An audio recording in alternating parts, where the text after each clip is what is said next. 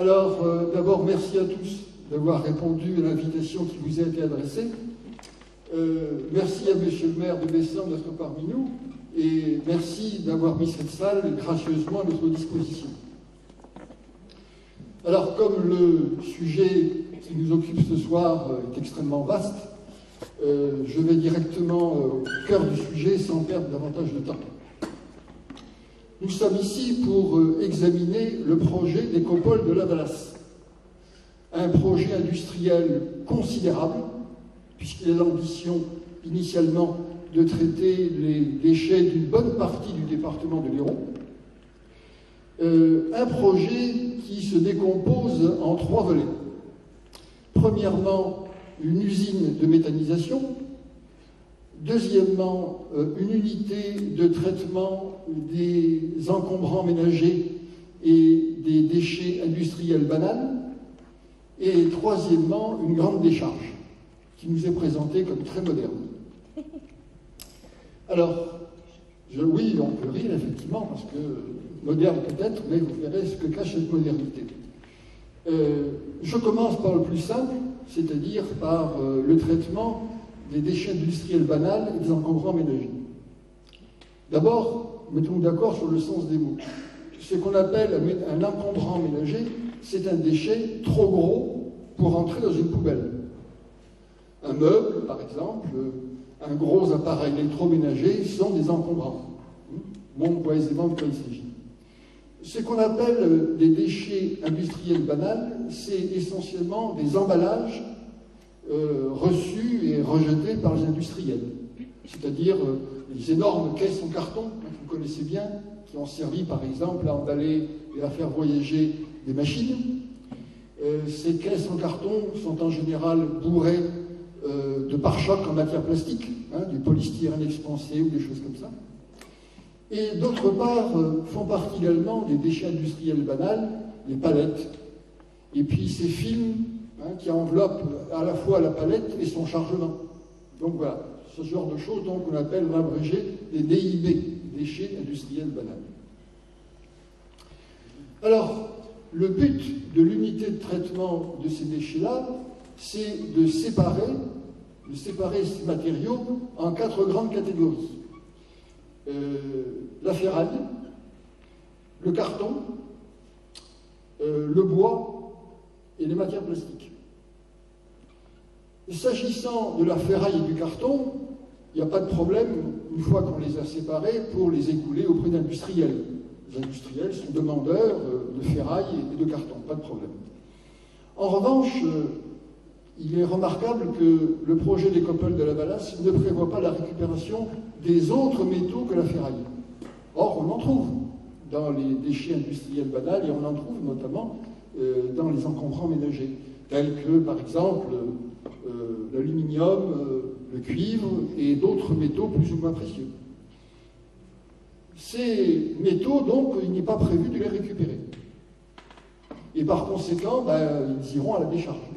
Ce qui est à la fois dommage, car il s'agit de ressources naturelles précieuses, et illégal, car ce ne sont pas des déchets ultimes qu'une décharge ait le droit d'accueillir. Quant au plastique, il est prévu de les compacter, donc de les écraser par conséquent, et d'en faire des balles. Ces balles, nous suggérons, seront vendues à des plasturgistes pour recyclage. On nous le suggère, mais ce n'est bien vraisemblable. En effet, vous l'avez plus ou moins expérimenté, et il existe une bonne centaine au moins de matières plastiques, très différentes les unes des autres par leur composition chimique. Et les industriels ne savent ni trier les matières plastiques pour avoir des lots homogènes, ni à plus forte raison, ils ne sont pas incapables de les recycler en mélange. Et par conséquent, ces matières plastiques, fort peu recyclables comme toutes les matières plastiques, il y a de fortes chances pour que ça finisse au mieux à la décharge et au pire dans un incinérateur. Le bois. Les palettes pourraient être réutilisées telles quelles. Les palettes sont des objets de grande consommation. Il n'est pas prévu de les réutiliser. Le bois des meubles, par exemple, pourrait être utilisé comme bois de chauffage, pour en faire du granulé, afin d'alimenter des chaudières. Ce n'est pas prévu non plus. La seule débouchée envisagée pour le bois, c'est de le fragmenter, donc de le morceler, de le broyer, pour le mélanger à du compost.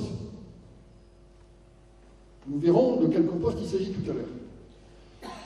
Malheureusement, ce bois, notamment le bois des meubles, mais aussi les bois de charpente, etc., sont des bois qui ont été rendus toxiques parce qu'ils ont été traités au xylophène, on y trouve du formaldéhyde et d'autres toxiques.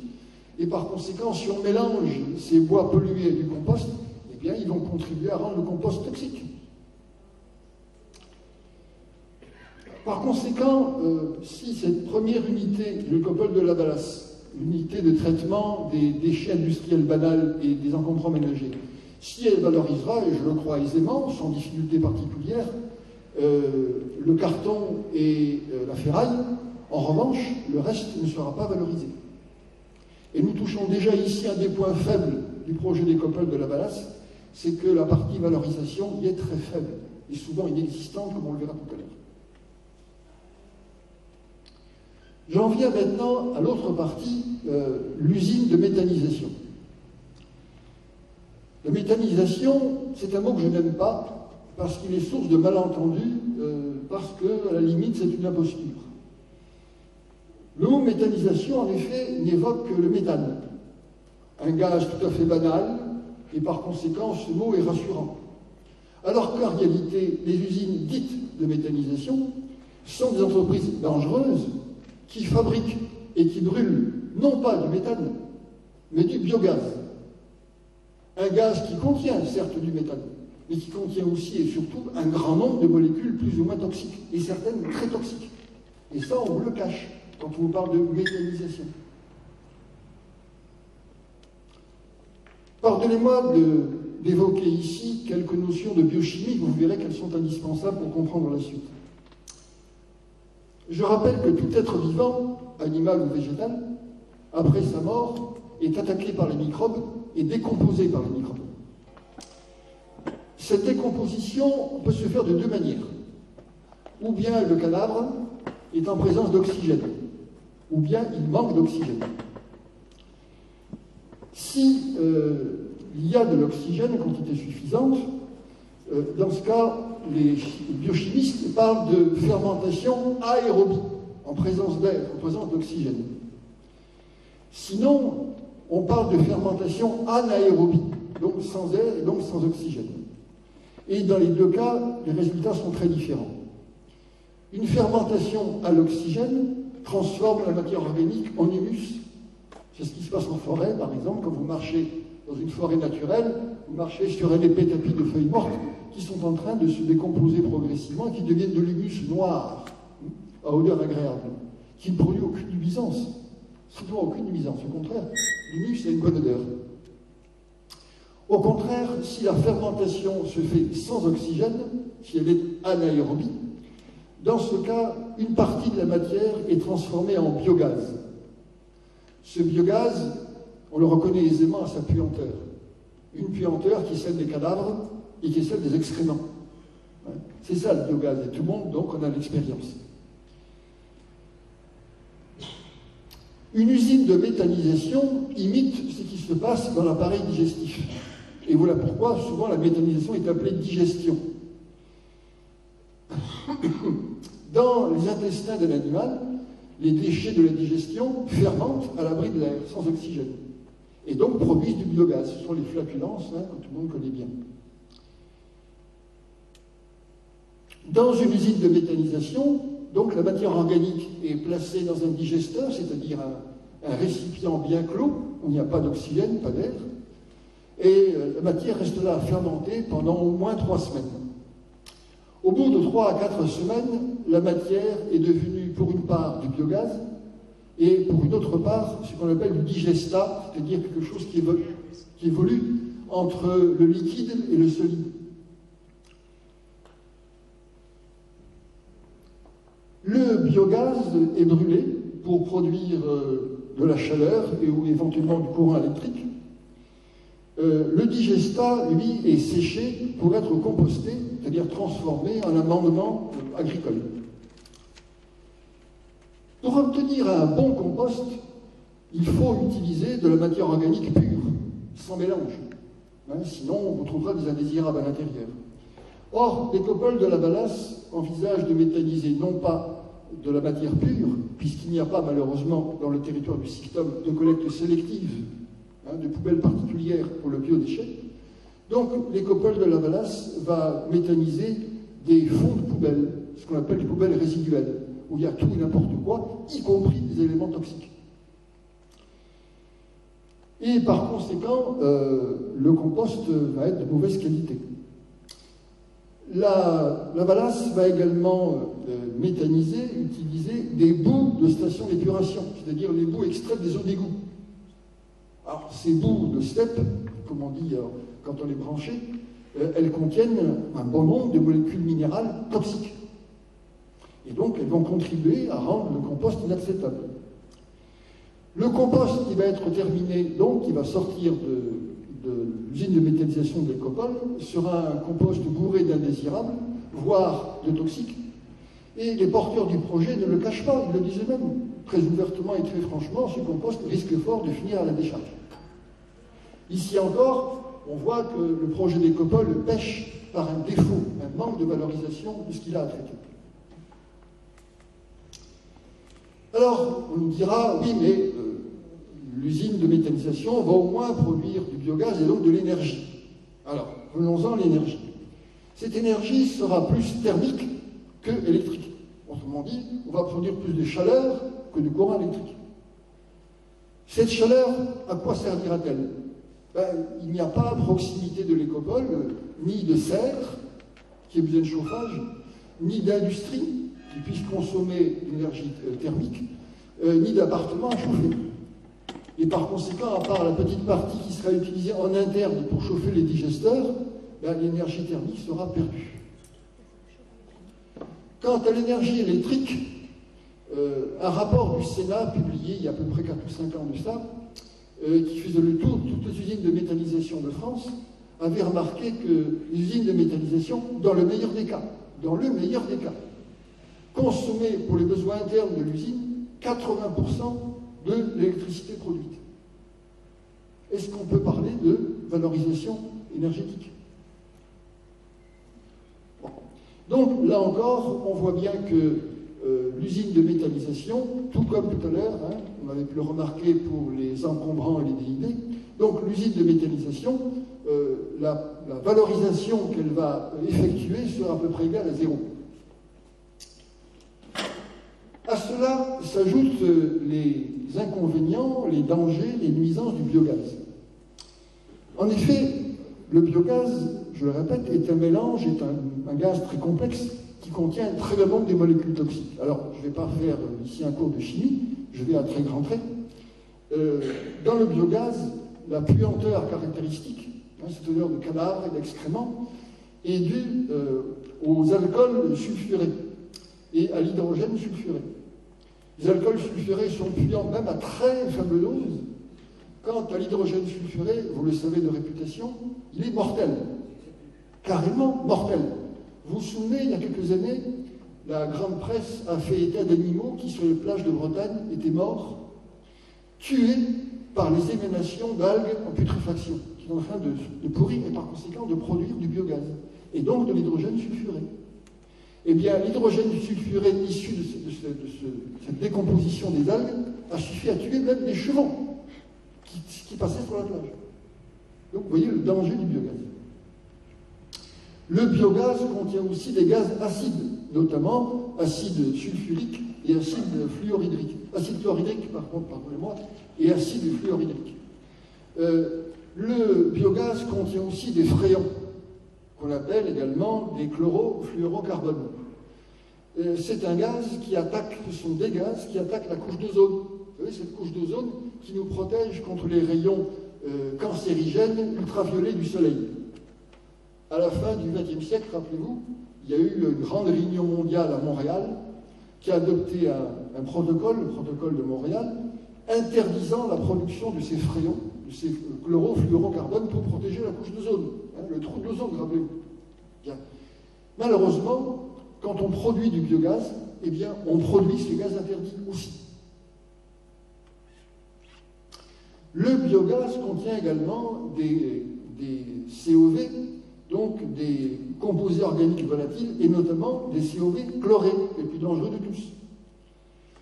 Le biogaz contient également, pardonnez-moi pour cette accumulation de termes techniques, contient également ce qu'on appelle des HAP en abrégé, c'est-à-dire des molécules, le nom complet, donc c'est hydrocarbures aromatiques polycycliques. Beaucoup d'entre elles, beaucoup de ces hydrocarbures aromatiques polycycliques, de ces HAP en abrégé, sont cancérogènes. En particulier le benzanthracène, le fluorantène, le chlorantène, etc. 16 HAP sont classés par le Programme des Nations Unies pour l'environnement parmi les polluants prioritaires, c'est-à-dire les plus dangereux de tous. Vous voyez que le biogaz, c'est pas rien. Hein. C'est pas quelque chose à mettre entre toutes les mains. Le biogaz contient également de l'ammoniac, hein, donc vous savez que c'est un irritant très puissant. C'est par exemple des émanations d'ammoniac qui, dans l'usine de méthanisation de Montpellier à Vétiste, ont envoyé à l'hôpital des salariés de l'entreprise. Le biogaz contient également des polluants métalliques, hein, des métaux lourds, etc. Alors, je résume, pour ne pas trop rentrer dans les détails et pas trop développer mon intervention, dépenser des dizaines de millions d'euros pour construire une usine, non pas de méthanisation, mais de production de biogaz. Une usine puante, une usine explosive, une usine polluante, une usine dangereuse, qui ne produira à peu près rien d'utile. C'est vraiment un immense gaspillage. Hein, et c'est vraiment une immense duperie. Là encore, on voit que dans l'écopole de la Valasse, la valorisation, c'est un paravent qui dissimule en réalité de la simple élimination par décharge. Et en effet, la partie solide, la seule partie réaliste dans ce projet d'écopole de la Valasse, c'est la grande décharge, et j'en viens à elle. On nous promet une décharge dernier cri. On nous dit que les déchets seront compactés, fortement compactés pour réduire leur volume, que les balles ainsi obtenues seront enveloppées de matière plastique, qu'elles seront ensuite enrubannées par des rubans d'acier pour être bien stables, et que la décharge sera ainsi peu productrice de lixivia. Alors, petite parenthèse, qu'est-ce qu'on entend par lixivia? Eh bien, quand la pluie tombe sur une décharge, l'eau de pluie, en traversant le massif des déchets, lessive les déchets et se charge de pollution. Et cette eau polluée, c'est ce qu'on appelle les lixivias, s'accumule en fond de décharge. La réglementation oblige à extraire ces lixivias pollués et polluants de la décharge et à les traiter. Alors, on les traite comme on peut et comme on veut. Ce qui est prévu par l'écopole de la Valasse, c'est que ces lixivias subiront un traitement luxueux, véritablement luxueux, par évaporation sous vide et par osmose inverse. Donc, disent les promoteurs du projet, comme les déchets seront bien emballés, étroitement emballés dans des matières plastiques, la pluie pourra tomber dessus, elle n'entrera pas en contact avec les déchets, et par conséquent, elle ne se polluera pas, et donc les lixivias seront propres, et en plus, ils seront traités luxueusement par osmose inverse, évaporation sous vide. Et donc, on voudrait ainsi nous persuader que ce projet ne nuira pas à l'environnement. Eh bien, ce n'est pas vrai pour plusieurs raisons. La première, c'est que plus une décharge est sophistiquée, plus elle est sophistiquée, plus elle coûte cher. Or, plus les dépôts sont chers, plus les gens qui ont des dépôts à faire sont tentés de ne pas payer le prix qu'on leur demande et de faire, vous savez quoi, des dépôts de la nature. Voilà. Et c'est comme ça qu'une décharge de luxe nuit à l'environnement, parce qu'elle incite, par son coût, elle incite donc à faire des dépôts sauvages dans la nature. Est-ce que ce luxe est nécessaire? Non. On le verra à diverses reprises. En matière de déchets, les solutions les plus simples les plus artisanales, sont à tous égards les meilleures. Pour le lixivia, par exemple, sous le climat méditerranéen qui est le nôtre, la réglementation oblige à recueillir les lixivias dans un bassin. Eh bien, il suffit de laisser agir le soleil. Et au cours de l'année, les lixivias seront évaporés par le soleil gratuitement et sans la moindre pollution. Pas besoin d'osmose inverse, d'autres traitements luxueux, qui en jettent. Les qualités sont tout à fait inutiles, sauf qu'il faut monter le prix des dépensés. Allons plus loin. On pourrait faire beaucoup plus simple et beaucoup mieux que ce type de décharge. Si la France était un État de droit, et vous comprenez que, dans mon esprit, elle ne l'est pas du tout. Si la France est un État où la loi, la réglementation était respectée, eh bien, on n'aurait pas besoin de décharges comme celle-là. Je rappelle qu'il existe 3 types de décharges. Les décharges de classe 1, pour déchets industriels spéciaux, c'est-à-dire les déchets les plus dangereux de l'industrie. Bon. Ces déchets sont tellement dangereux et ces décharges tellement rares que dans le sud de la France, je n'en connais qu'une seule, elle est à Bellegarde, dans le Gard. C'est la seule au sud de la Loire, je n'en connais pas d'autres. Bon. Les décharges de classe 2, c'est pour les déchets ménagers. Et donc c'est le cas pour les copeaux de la Valence.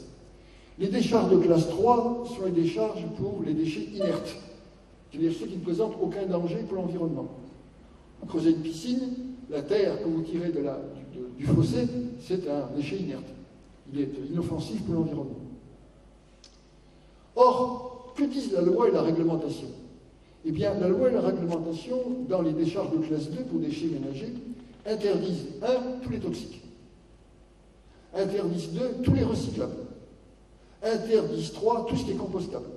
En effet, ce qui est recyclable, ce qui est compostable, ce ne sont pas des déchets ultimes qu'une décharge puisse accueillir. Ils sont recyclables, compostables, ils doivent être recyclés et compostés. Interdits en décharge. Les explosifs, les inflammables sont interdits en décharge. Bref, si vous faites la liste de tous les déchets interdits en décharge de classe 2, vous vous apercevez qu'au fond, quels sont les seuls déchets qu'on puisse y mettre légalement? Eh bien, les déchets inertes.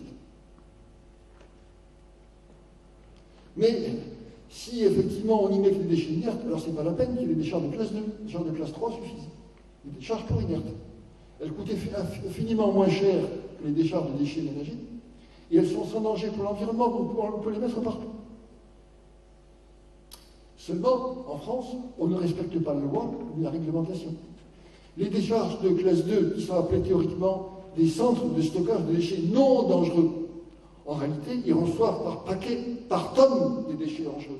Ils reçoivent par milliers de tonnes des déchets fermentescibles. Ils reçoivent par milliers de tonnes des déchets recyclables, etc., etc. Et voilà pourquoi, parce qu'on ne respecte pas la loi et la réglementation, on a encore besoin de ces décharges-là. Alors, conclusion. Le SICTOM, qui, comme vous le savez, collecte et en principe doit traiter vos déchets, le SICTOM de Pézenas-Agde prétend être à l'avant-garde, prétend être à la pointe du progrès. Pendant de longues années, au nom de cette avant-garde dont il s'est réclamé, il a prétendu que, grâce au procédé révolutionnaire de la torche à plasma, on allait pouvoir traiter les déchets sans la moindre pollution. Recycler tous les déchets intégralement. Et puisque tous étaient recyclés, eh bien on allait pouvoir fermer les décharges. Voilà ce que pendant de longues années, une dizaine d'années environ, nous ont promis et nous ont laissé espérer, enfin pas à moi, dès le départ, nous avons dit que ça c'était de l'illusion, de l'utopie. Mais donc pendant de nombreuses années, le SICTOM a été dupe, ou enfin être dupe, et en tout cas a répandu l'illusion que tout ça serait possible. Et puis, la bulle a crevé, il a bien fallu se rendre compte à l'évidence qu'il n'était pas possible. La mode a changé, et donc la mode de la torche à plasma s'est déplacée sur d'autres modes. La mode, il y a quelques années à peine, c'était la gazéification des seules poubelles résiduelles. Et pendant des années, là aussi, le SICTOM de Pézenas, qui est sensible à toutes les modes, qui se range à chaque mode à mesure qu'elle change. Donc, le SICTOM de Pézenas a lancé sur ce point un appel d'offres qui a duré des années et qui a fini par se perdre dans le sable. Il y a 2 ans encore, le SICTOM de Pézenas prétendait être hostile à l'écopole de la Valence. Il l'a écrit, notamment dans des lettres au préfet, etc. Et puis, tout récemment, vous avez découvert comme moi que le SICTOM s'était rallié à ce qu'il condamnait la veille, c'est-à-dire à l'écopole de Lavalas. C'est un véritable naufrage, parce qu'en se ralliant à l'écopole de Lavalas, il se rallie à ce qu'il y a de pire en matière de traitement de déchets, un projet qui pratiquement se réduit à la décharge, à la mise en décharge. Le reste, c'est illusoire. Le reste, c'est de la façade, c'est de la poudre aux yeux. L'écopole de Lavalas, c'est pratiquement uniquement de la mise en décharge. La valorisation est illusoire. Or, la mise en décharge, la directive européenne qui classe les traitements de déchets en 5 catégories, depuis le plus souhaitable jusqu'au moins souhaitable, classe au fond de la classe, comme le pire des élèves, la mise en décharge. La mise en décharge, c'est au plan européen, au plan français, le pire traitement pour les déchets, celui qu'il faut éviter à tout prix. Et pour inciter les collectivités et les entreprises à ne pas faire de mise en décharge, la loi a prévu une taxe sur les activités polluantes qui s'applique aux décharges et qui doit s'alourdir d'année en année pour rendre de plus en plus coûteux la mise en décharge et dissuader les collectivités d'y avoir recours. Voilà à quoi c'est maintenant rallié le système de Pézenas. Alors, vous allez me dire, mais quelle alternative à l'écopole de Lavalas, c'est la question qu'on nous pose généralement. Eh bien, il y a quelques années, nous avons rendu public un texte intitulé justement « Quelle alternative à l'écopole de Lavalas ?» Nous l'avons adressé au SICTOM de Pézenas, aux divers responsables chargés des déchets. J'en ai fait ici un résumé en style télégraphique, pour qu'il soit plus rapidement lu. Et donc, vous en avez là un bon nombre d'exemplaires à votre disposition, si vous voulez donc, avant de partir, en avoir un exemplaire. Il suffira de venir en chercher un ici. Et d'autre part, s'agissant de la composition chimique du biogaz, comme je n'ai pas voulu entrer trop dans les détails et les détails scientifiques dans mon exposé, j'ai mis noir sur blanc ici un autre texte où la composition chimique du biogaz est décrite en montrant tous ses dangers. Donc, avant de partir, si ça vous intéresse, vous pouvez venir chercher donc, le texte sur le biogaz et l'alternative à l'écopole de Lavalas. Voilà, je m'arrête là pour l'introduction et nous allons pouvoir lancer le débat. Alors, à côté de moi, il y a Maurice Sarrazin, qui est ingénieur et surtout ingénieur de recherche et qui a dirigé la recherche notamment dans une entreprise que je ne veux pas nommer afin de lui faire ni mauvaise ni bonne publicité, mais vous comprenez peut-être à quoi je pense quand je dis l'entreprise montpelliéraine qui a fabriqué, monté la première usine de méthanisation de France. Elle l'a montée à Amiens. C'est à Amiens, donc, que se trouve la plus ancienne usine de méthanisation de France. Et donc, Maurice Sarrazin, à mes côtés, a dirigé les recherches de cette entreprise. Donc, si vous avez des questions techniques pointues, difficiles à lui poser, concernant notamment la méthanisation, il se fera un plaisir de vous répondre. Donc, à vous la parole. Quelqu'un veut promener le micro? Allez.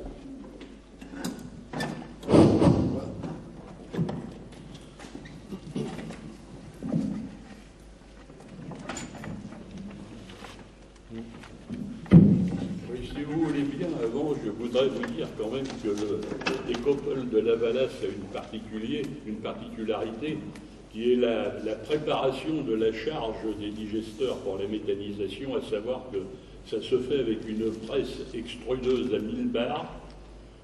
C'est nouveau, puisque là, vous prenez la Métis à Montpellier, il y a des préfermenteurs, et là, on utilise simplement la mise en pression de déchets pour faire fuir sous pression la matière, disons, putrescible, soi-disant putrescible, mais enfin, c'est pas très discriminant.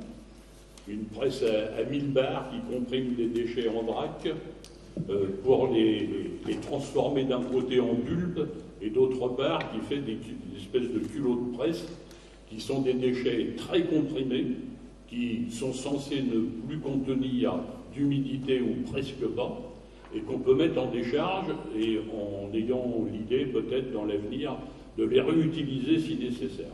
Donc c'est une particularité. Ça consomme beaucoup d'énergie, on a très peu d'expérience en retour sur ce genre de presse.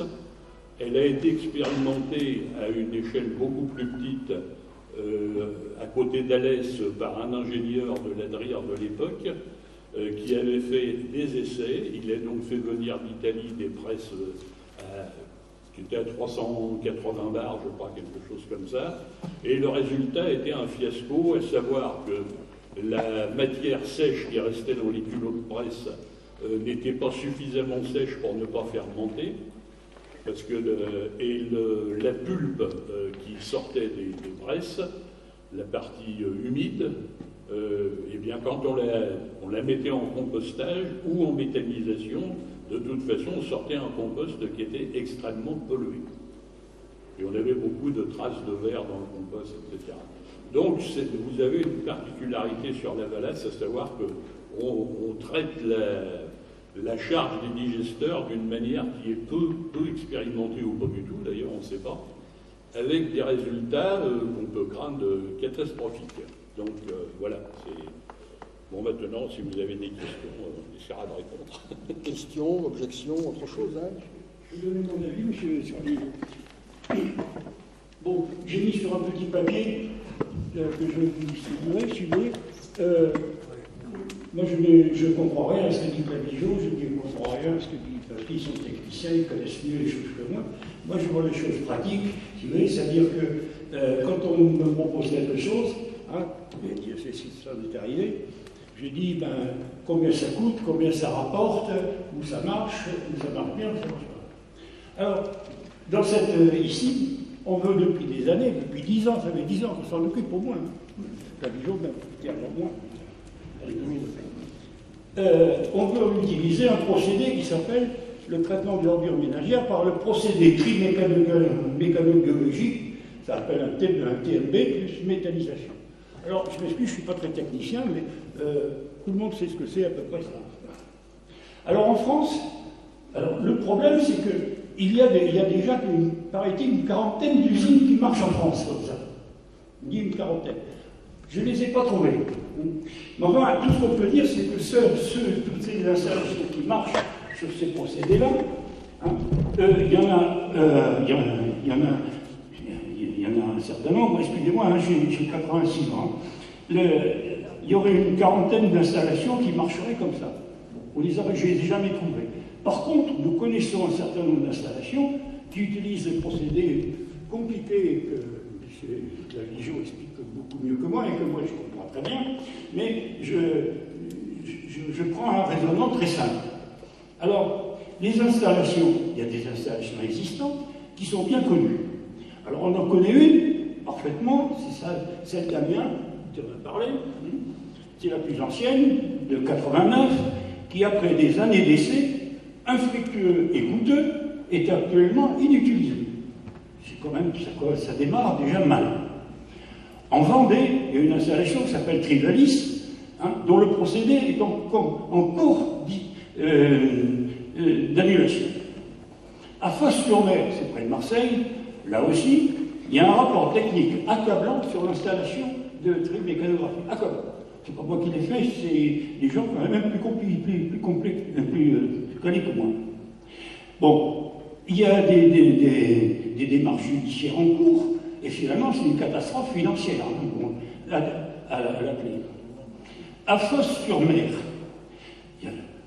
il y a un rapport technique accablant sur l'installation de Fos-sur-Mer, c'est près de Marseille. Alors, il y a des démarches judiciaires en cours, mais ça ne marche pas. À Varennes-d'Arcy, c'est une installation qui se trouve près je ne sais pas exactement vers où, d'ailleurs, je ne sais pas. C'est Varennes-d'Arcy. Alors là, il y a deux installations. Il y a une petite installation, de rien du tout, qui n'est pas très grosse, mais qui marche que sur des produits qui sont vachement triés à l'avance et qui sont uniquement des produits dont on est sûr que ce sont des produits biologiques. Pas biologiques, pas ça. Mais la deuxième installation, qui est à côté, qui est beaucoup plus grande, hein, c'est une installation qui actuellement, sa forme fonctionne sur des déchets qui ne sont pas triés à la source. Les digesteurs, ce qu'on appelle les digesteurs de Strada, mais le Clavigeau vous expliquera ce que c'est toujours bouclé et hors service, de façon récurrente. Il n'y a aucune preuve, une fois qu'on a traité ça, de pouvoir s'en servir, donc on se demande à quoi ça sert. et aucune preuve de fabrication d'électricité. Parce qu'on vous dit, on va faire l'électricité avec vos affaires, vos déchets. Alors il faut voir à quel prix. Alors une usine à Angers analogue à celle qu'on veut faire à Montpellier. Exactement. Ça fait l'objet de graves imbroglios, si vous voulez, sur son fonctionnement. C'est la bagarre là-bas. Qu'est-ce qui s'est passé? Aujourd'hui, on a arrêté cette installation, hein, et on est en train de préparer un procès, ça ne marche pas. Bon, c'est un peu embêtant d'avoir une installation qui est analogue à celle que vous avez vue avant, si vous voulez, qui ne marche pas, c'est un peu gênant. En Ardèche, il y a une usine qui s'appelle l'usine Citrale. Là, on est sur 3 installations, analogue à celle dont nous parlons. On a signalé 3 ans de retard, on fait état de mots très durs pour condamner le gaspillage de dizaines de millions d'euros d'argent public. Parce que tout ça, c'est l'argent public, hein, c'est vous qui payerez. En Belgique, il y a une petite installation qui s'appelle Stradec, qui est en reconduction complète, après incendie en fin 2008. On se demande si les gars sont fous, alors, dans ce pays. Ils la reconstruisent. Alors, nous avons à Bayonne une installation en démarrage, on ne sait pas ce que ça va donner. Mais à côté de chez nous, à Montpellier, c'est pas loin, moi je suis de Montpellier, moi ma famille depuis des siècles. Et je vois où c'est, à l'endroit où c'est installé, à Montpellier, on y faisait des surprises parties parce qu'il y avait des propriétés de vie. L'installation Amétis. Et ça a une décharge qui va derrière avec, qui est à Castries. Alors Castries, vous voyez où c'est, hein. Elle est en cours depuis 2004. Ce ne sont qu'une suite d'échecs techniques et financiers. Elles sont à l'origine de graves odeurs insupportables par le voisin. Tous nos amis qui habitent près de cette usine d'Amétis, hein, régulièrement se plaignent des odeurs. S'il y a des odeurs, pardon, le micro, excusez-moi, je n'ai pas l'habitude de parler en public. Mais enfin, la Cour des comptes, il faut voir ce que c'est que la Cour des comptes. C'est quand même des gars qui sont plus forts que nous et dont c'est le métier de regarder la question. Hein. Elle est estimée en septembre 2010 dans un rapport que c'était l'exemple même de ce qu'il ne faut pas faire. Tout ça, ce sont des rapports qu'il faut lire, qui sont très intéressants. Je continue. À Paris, à Romainville, un point qui est bien connu, j'ai travaillé dans ce point-là, le tribunal de Montreuil a annulé en avril 2013 l'autorisation préfectorale d'installer une exploitation qui utiliserait le procédé TMB, c'est-à-dire le procédé qu'on veut vous mettre ici. Bon. À Tarbes, c'est pareil, Tarbes, c'est dans le sud de la France, on connaît bien, là-bas, tu es allé, on connaît, là aussi, on va fermer cette usine. Bien. Alors, maintenant, à Mont-Blanc, on nous fait une installation à Mont-Blanc. C'est la commune de Mont-Blanc, c'est pour ça que les gens de Mont-Blanc ne sont pas là, je ne comprends pas, ça devrait les intéresser. Mais il se trouve que historiquement, les gens de Poussin, hein, ils voulaient aller à la messe à Mont-Blanc et non pas à Bessan.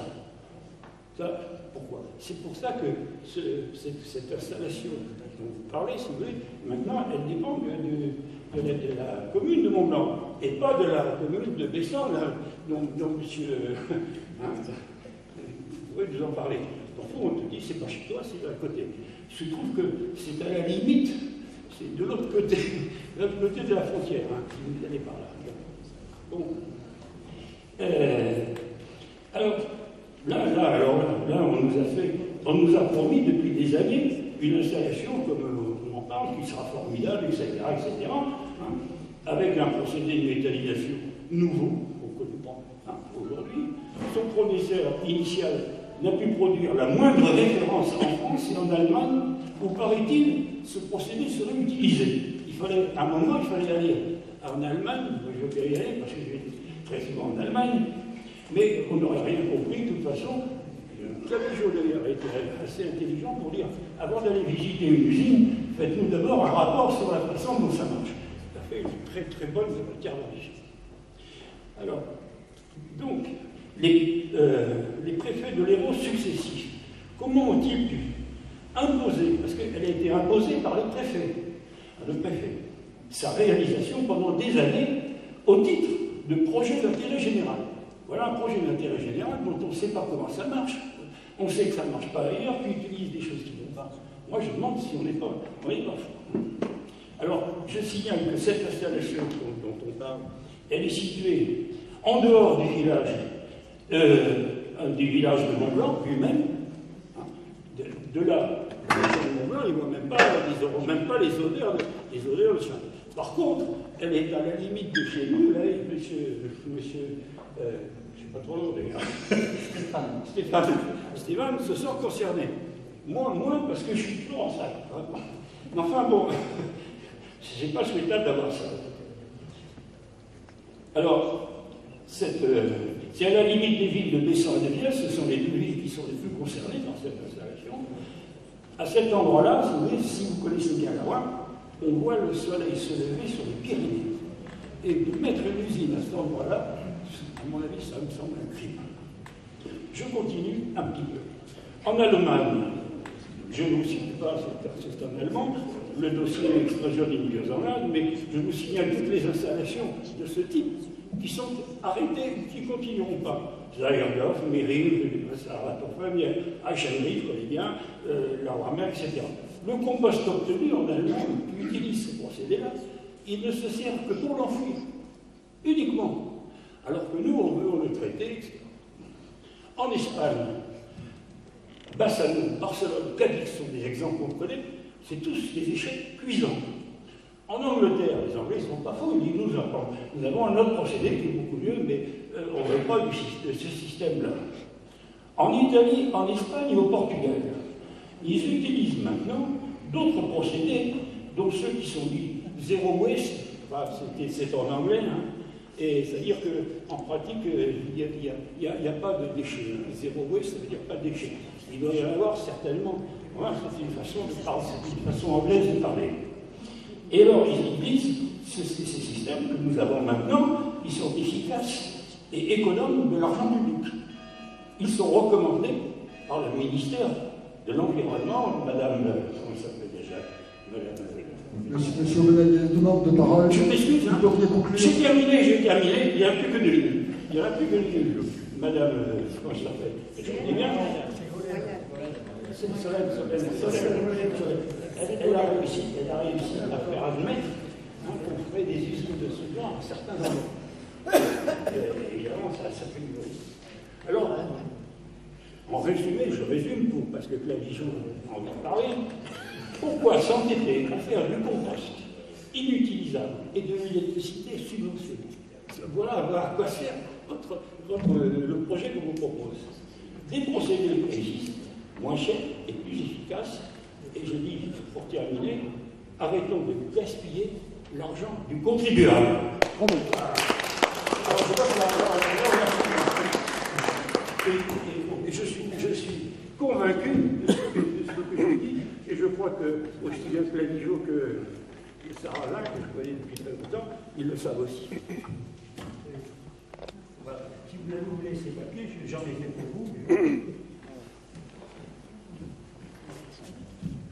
Je vous remercie de nous avoir bien informés, parce que plusieurs d'entre nous sommes novices et vraiment nous ne connaissons pas trop l'histoire. Mais après tout ce qu'on a expliqué et tout ce que monsieur a énuméré en échec, ne serait-il pas intéressant maintenant de savoir quelle est la situation actuelle de l'avancement du projet de la Valence, quelles sont les actions, parce qu'il ne suffit pas de se dire tout ce qui est mauvais, tout ce qui nuit, il faut voir comment il faut être efficace pour parvenir à enrayer ce fléau. Et donc moi, ce qui m'intéresse beaucoup, c'est de savoir ce qui est encore possible de faire, parce qu'il me semble que Bessan est bien tout seul dans la bataille. Voilà. Merci. Oui, merci madame, je comprends votre souci, mais avant d'en venir à l'action proprement dite, peut-être faudrait-il terminer le tour de salle pour savoir s'il n'y a pas encore des questions, des personnes qui veulent comprendre, s'informer sur un point ou sur un autre. Bon, par exemple, M. Aubanel a eu raison de remarquer qu'il existe actuellement plusieurs dizaines d'usines de méthanisation en France et en Europe, et que toutes, sans exception, sont des échecs. Et que beaucoup d'entre elles, et pas quelques-unes, bon, ont été détruites par incendie ou par explosion. Bon. Bon, c'est dire que c'est à la fois dangereux et donc non seulement inefficace, mais en plus dangereux. Et néanmoins, échec après échec, les industriels parviennent à persuader des collectivités que c'est la bonne solution. On se demande quels arguments ils peuvent bien utiliser. Moi, je suis sûr que si nous, défenseurs de l'environnement, nous, écologistes, nous proposions quelque part ce qui a échoué partout, on nous rirait au nez. Par quel miracle est-ce que les industriels continuent à fourguer de nouvelles usines de méthanisation? Oui, c'est pas une question, c'est juste le rappel d'éléments chiffrés. Merci. Au sujet de la méthanisation, donc le Midi Libre relatait un fait récemment qui a été repris par la Glorieuse qui dit ceci. Sur Améthyste, donc Montpellier, le terrible échec. Samedi dernier, Midi Libre révèle le terrible échec de la production de compost, la mission originelle de l'usine Améthyste. Selon un rapport que s'est procuré l'auteur de l'article, seulement 450 tonnes ont été produites en 2013, quand en 2014, les 175 tonnes n'étaient pas dépassées. Du coup, ces résultats sont très loin du compte, car les objectifs fixés par le contrat avec la métropole avant la délégation de service public étaient de 28 000 tonnes. Même pas 1% de l'objectif, tout simplement affligeant. C'est quelque chose qu'il fallait vraiment mettre en exergue. Oui, et pour compléter, moi j'ai visité l'usine Améthyste, et dans le compost qu'il y avait, on trouvait par exemple, entre autres, des petites piles de montre, ultra toxiques. Vous parliez tout à l'heure de produits toxiques. Donc c'est bien gentil de produire du compost, mais pourquoi en faire? Alors tout à l'heure a été abordé, cité le terme de tri mécano-biologique. Donc moi j'aimerais bien savoir ce que cela comporte derrière, sachant qu'à la base quand même quelque chose est appelé déchet quand il n'est pas valorisable. Or à la base, nous avons quand même, enfin moi je viens de Marseille, nous avons des poubelles de tri qui permettent et qui devraient être généralisées, notamment pour éliminer, enfin mettre à part tout ce qu'on appelle ordures ménagères, c'est-à-dire la matière organique. À partir du moment où la matière organique est séparée de tout le reste, là on peut faire un compost a priori de qualité. Sachant que le reste peut être stocké à partir du moment où il n'est pas souillé par la matière organique, peut être stocké provisoirement plus ou moins longtemps, pour être recyclé, pour être retraité, pour servir de matière, pas de matière première, mais de matière secondaire pour faire autre chose. Donc avant d'arriver dans des usines comme ça, il faudrait se poser la question de réduire les déchets, et puis enfin, de les réduire au début de la chaîne de production, et puis dans le tri, avant que ce soit des déchets, de les valoriser. Ce matin, j'entendais encore à la radio une usine, je ne sais plus où d'ailleurs en France, qui valorise une partie des plastiques. Donc il y a plein d'industriels qui savent faire, sauf que tout ça n'est pas mis en avant, tout ça n'est pas développé, et effectivement l'argent qui est mis dans une usine de méthanisation pourrait servir à autre chose et à faire valoriser ces déchets avant qu'ils deviennent des déchets ultimes et qu'ils soient enfouis dans des sols, en plus emballés dans du plastique. Nous sommes que le plastique c'est déjà un déchet. Donc les lixiviats qui s'écoulent sur les emballages plastiques vont récupérer aussi des matières, donc enfin, bon, c'est un cercle sans fin, et une pollution à long terme des sols et des sous-sols, sachant que sur cette zone-là, nous sommes quand même situés au-dessus de la nappe astienne qui nous abreuve en eau, dont nous dépendons sur une bonne largeur du territoire. Donc je pense que ce n'est pas un sujet annexe, et que c'est un sujet fondamental, une décharge ultime à ce niveau-là. Alors, dans ce qui a été dit, il y a des appréciations, donc je n'ai pas à y répondre, et puis il y a une question. Bon, la question que j'ai retenue, c'est qu'est-ce que c'est que le tri mécano-biologique? Voilà. Alors, quoi s'agit-il? Pour faire du compost, bon, il faut des déchets organiques, des déchets d'origine animale, d'origine végétale. Pour faire du bon compost, il faut que dans le compost final, il n'y ait pas d'indésirables. Pas de morceaux de verre, pas de bouts de plastique, pas des métaux, et encore moins des métaux lourds et autres toxiques. Et des piles. Voilà, des piles, etc. Bien. Donc, il faut trier la matière organique avant de la composter. Bon, 2 tris sont possibles. Ou bien le tri à domicile chez l'habitant, qui est le seul efficace. Ou bien, si ce tri n'est pas fait chez l'habitant n'a pas une poubelle dans laquelle il est consigne de mettre tout le biodéchet et rien que le biodéchet. Donc si l'habitant ne dispose pas d'une poubelle pour le biodéchet, une poubelle verte, on dit aussi parfois, eh bien dans ce cas, il faut faire après un tri dans les poubelles, un tri mécanique. Alors, les industriels vendent sous le nom de TMB, c'est l'abrégé, tri mécano-biologique, des usines où on essaye, je dis on essaye, on n'y parvient pas, où on essaye mécaniquement, sans intervention humaine, grâce à des automates, de séparer l'organique et le minéral. Alors, il y a plusieurs techniques pour ça. Bon, certaines sont relativement efficaces. L'aimant. L'aimant permet, par exemple, dans la masse des déchets, de capter les métaux ferreux. Bon. Il y a le courant de Foucault, qui permet, dans la masse des déchets, de capter l'aluminium. Bon. Il y a le tri par rebond. On fait rebondir les déchets. Non, je ne passerai pas la table. On fait rebondir les déchets et les déchets organiques qui sont mous ne rebondissent pas, alors que le reste rebondit. Donc c'est encore un moyen de séparer l'organique du minéral. Bon, voilà. Par différentes techniques automatiques, sans intervention humaine, on essaye de séparer organique et minéral.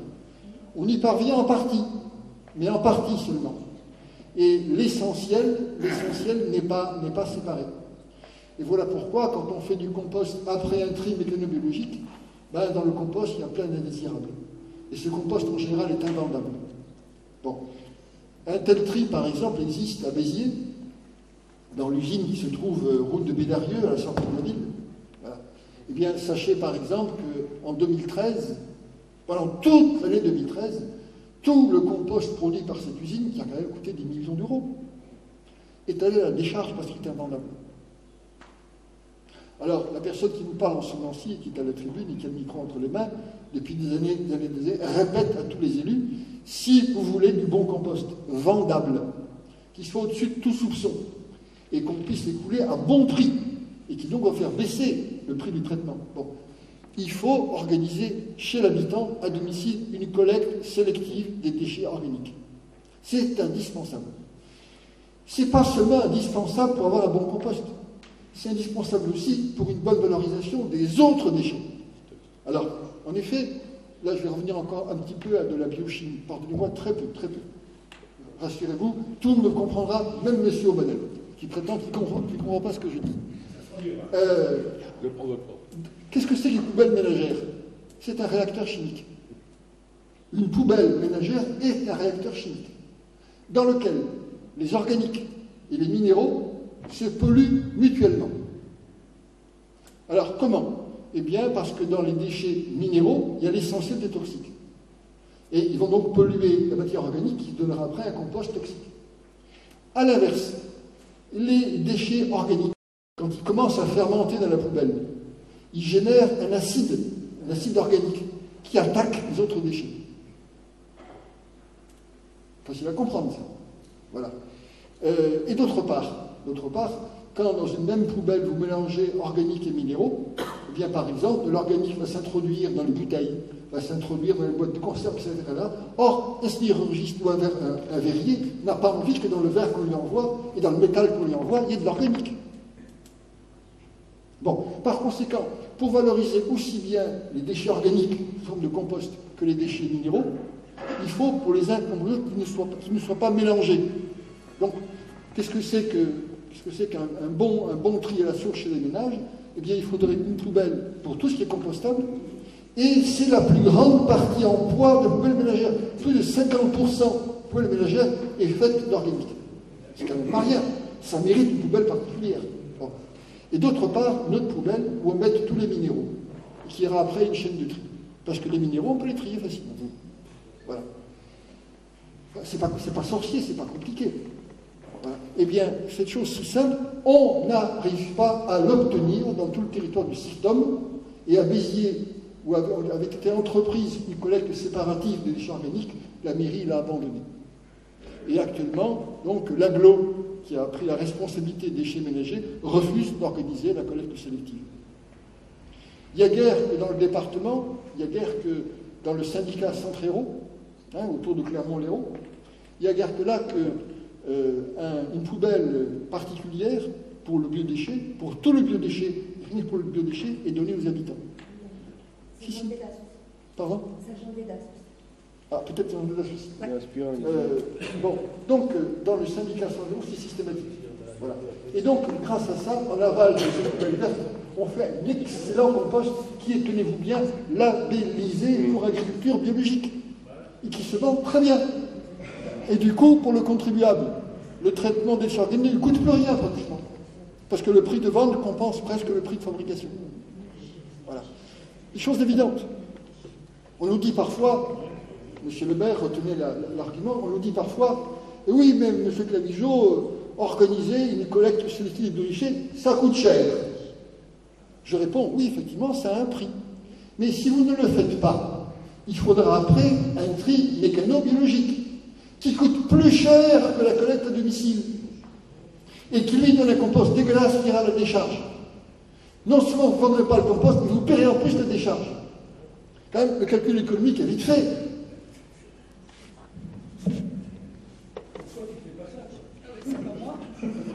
Et tant qu'on ne payera pas les déchets, les gens vont utiliser. Oui, ce qu'il faut retenir, c'est que la totalité de l'humidité de la poubelle est dans le fermentescible. Donc si vous... Bon, c'est à peu près 60% poids si vous sortez le fermentescible au moment où vous le produisez dans le ménage, sans autre mélange, et vous enlevez 60% de vos ordures. Et vous avez des produits qui restent secs, les papiers, le carton, etc., qui deviennent facilement recyclables. Autrement, on ne peut pas les recycler. C'est tout bête, le tri mécano-biologique, c'est pour empêcher, enfin, remplacer le tri à domicile, c'est beaucoup plus cher et absolument inefficace. Il faut avoir de la place. La place, t'en as, toi? Non, moi quand j'habite Paris, la cour où on met les poubelles, quand il y a 3 poubelles ou 4 poubelles, c'est le maximum qu'on puisse mettre dans la cour. Et les gens qui apportent, c'est en général des sans-papiers ou des gars qui s'en foutent, ils mettent le truc n'importe où. Monsieur Aubanel. Mais à Paris, ils s'en foutent, après ça repart à d'autres endroits. Mais moi, ici, à Besson, je ne mets jamais. Nous avons des petits composteurs qu'on nous a donnés, et ça marche très bien. Moi, j'ai un petit composteur dans mon... T'as des hectares. J'ai un hectare autour de moi. Donc, ça fait 4 ans qu'on me l'a fourni gratuit. Ou bien j'ai payé presque rien. J'en ai même 2. Avec 2, ça me suffit, nous vivons très bien. Et nous mettons dans notre poubelle que des cartons, des ceci, des cela. Monsieur Aubanel, je réponds à l'objection. Manque de place. Manque de place pour un jeu de poubelle. Manque de place. Bon. Dans le secteur de Béziers, la mairie de Béziers d'abord, et puis maintenant l'agglo Béziers-Méditerranée, qui a pris la succession en matière de déchets, qui est maintenant responsable des déchets, l'une et l'autre sont allées jusqu'à distribuer aux ménages une poubelle particulière, rien que pour le verre. Le verre est une petite fraction de poubelle ménagère. Donc, on a trouvé de la place pour une poubelle verre, on ne trouve pas de place pour une poubelle déchets organiques. Alors, c'est pas sérieux. Alors que l'enjeu est beaucoup plus important de faire une collecte des déchets organiques. C'est évident ce que tu dis. On va payer une installation à la balance dont on n'a pas besoin. N'hésitez pas. Celle-là en France, Non, c'est le nombre d'installations qui servent à rien. On ne fera pas une réunion publique tous les jours. Alors, les questions, ne les gardez pas pour vous, sortez-les. Oui. De la question qu'a posée la dame à propos de...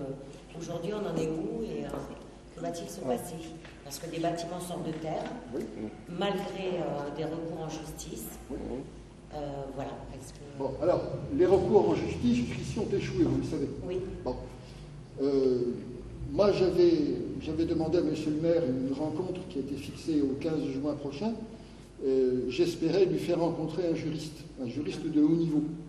Bon, malheureusement, pour le 15 juin, il ne sera pas disponible. Donc, moi, je suis tenté d'annuler les 3 rendez-vous.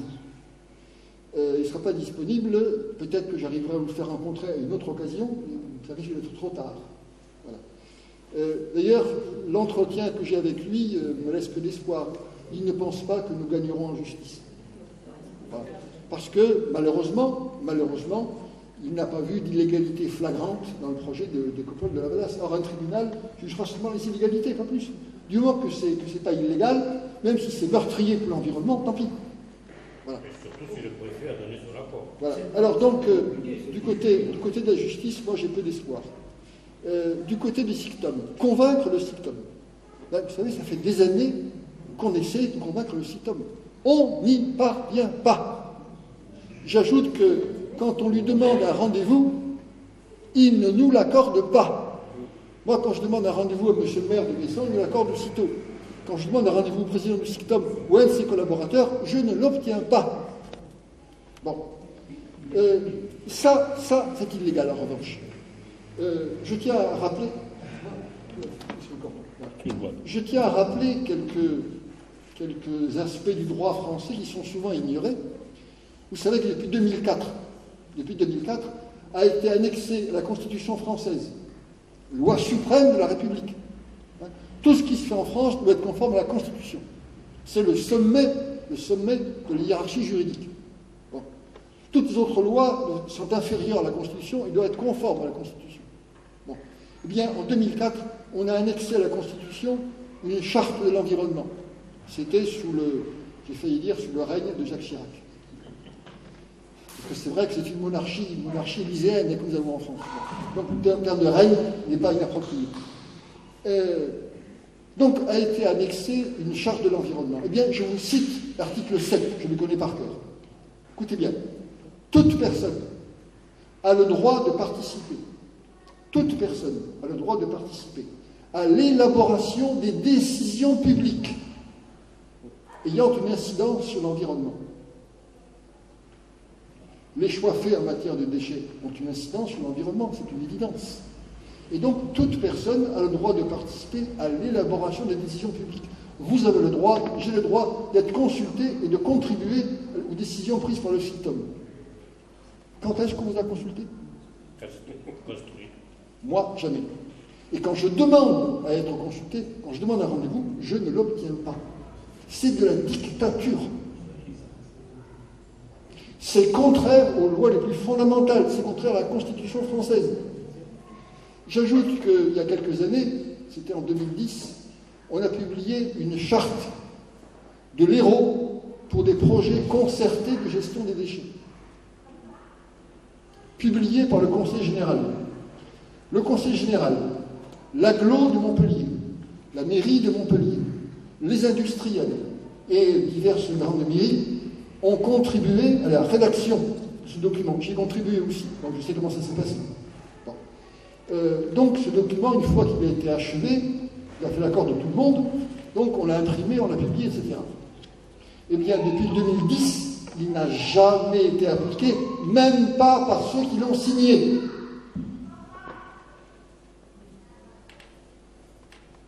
Voilà. Quand nous demandons, par exemple, une rencontre à la mairie de Montpellier, à l'agglo de Montpellier, pour voir ce qu'on peut faire à la place de cette méthanisation qui a échoué, on ne nous répond pas. Or, la méthanisation a échoué à Montpellier, comme partout ailleurs. Vous savez combien elle a coûté l'usine améthyste à Montpellier? 105 millions d'euros. Et ce n'est pas fini. Tout ça, pourquoi? Pour produire de l'énergie qui est presque entièrement consommée en interne, pour produire un compost qui finit à la décharge. Eh bien, cet échec-là, ça coûte 105 millions d'euros et la mairie de Montpellier et l'agglo de Montpellier ne veulent pas qu'on remette en cause le choix de la méthanisation. Mais enfin, dans quel pays est-ce qu'on vit?